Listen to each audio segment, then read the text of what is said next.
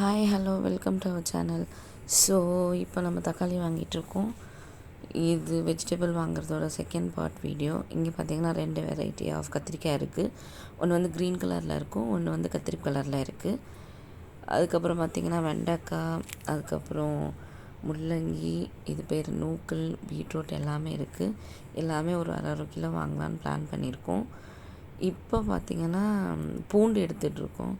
ஏன்னா நம்ம எப்போவுமே இஞ்சி பூண்டு வீட்டில் எப்போவும் வாரத்துக்கு ஒரு வாட்டி அரைச்சி வச்சுப்போம். ஸோ இப்போ பூண்டு ஒன்று ஒன்றா அமைக்கி பார்த்து வாங்கிட்டுருக்கோம். ஏன்னா ஈரப்பூண்டு நிறைய பார்த்திங்கன்னா சொத்தையாக இருந்தது. ஸோ அவ்வளோ பூண்டுலேயும் நாங்கள் ஒன்று ஒன்றா பார்த்து பொறுக்கி எடுத்துகிட்ருக்கேன். அதுலேயுமே பார்த்திங்கன்னா 2-3 சொத்தையாக தான் இருக்குது. முழு பூண்டாக நல்ல பூண்டாகவே இன்னும் வரவே இல்லை. இன்னும் ஒரு 2-3 வாரம் கழித்து தான் நல்ல பூண்டு வரேன்னு சொன்னாங்க.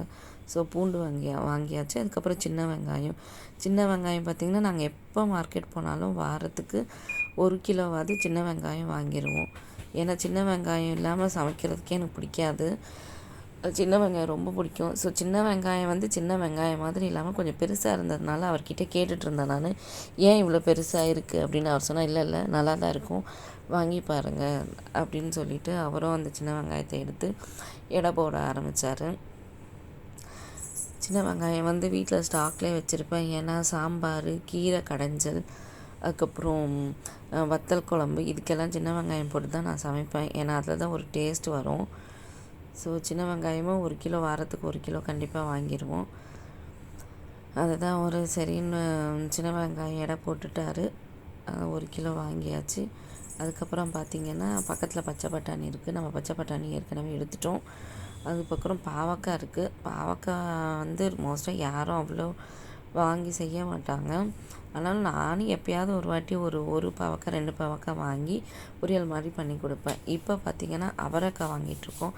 இந்த அவரைக்காய், பீன்ஸு, கேரட்டு இதெல்லாம் பார்த்திங்கன்னா ஒரு அரை கிலோ வாங்கினா போதும். அதுவே 1 வீக்குக்கு நமக்கு சரியாக இருக்கும். அவரைக்காய் பார்த்திங்கன்னா இதுவே என்றைக்குனா ஒரு நாள் ரசம், சாம்பாருக்கு முட்டை போட்டு பொரியல் பண்ணி சாப்பிட்ருவோம். ஏன்னா அப்போ தான் நல்லாயிருக்கும்.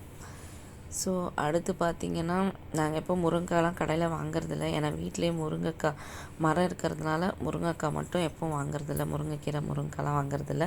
இப்போ கடைசியாக பார்த்திங்கன்னா மார்க்கெட்டுக்கு போனாலே பேகுக்கு மேலே நம்ம எப்போவும் கடைசியாக புதினா, கொத்தமல்லி, கொஞ்சம் கருவேப்பிலை வாங்குறது வழக்கம் தான். ஏன்னா அப்போ தான் நம்ம மார்க்கெட் போயிட்டு வந்த ஒரு ஃபீலே நமக்கு கிடைக்கும்.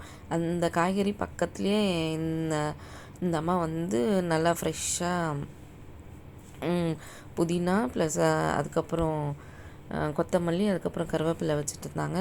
ஸோ கடைசியாக வாங்கியாச்சு.